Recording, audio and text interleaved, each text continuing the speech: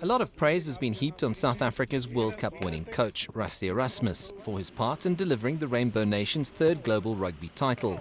His preparations leading up to the tournament, smart team selection, attention to detail, and for his ability to successfully implement his astute tactics by his talented players. In our first alignment camp, I mean, every single day, to the hour, to the training session was planned beforehand. Then, already in March, going into this World Cup, the amount of planning Coach Rassie and Coach Jar, Coach Matt, I mean, it's incredible. It was something that I hadn't seen or experienced before. Erasmus's impact has been immense on the Springbok players. His straight-talking approach has left no doubts in the players' minds as to where they stand, the game plan and what is required from them on and off the rugby field.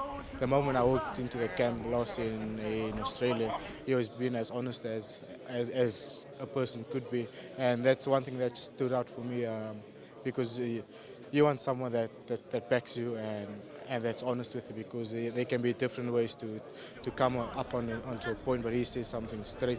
Whether you like it or you don't like it, you just have to live with it, and that's what I like about him. I think Rassie has had a massive impact, from the time he came back, last year, and pretty much, brought back, all the culture we had missed, from, those few years. So I think, I think he has taught me to be very professional. He's really challenged me and challenged all of the players, to be better. So I think these last 2 years I've, grown a hell of a lot as a player.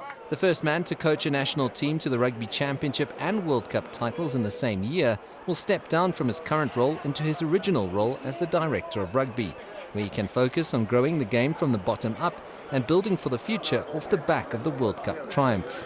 I'm not too concerned about Rassie stepping down as head coach.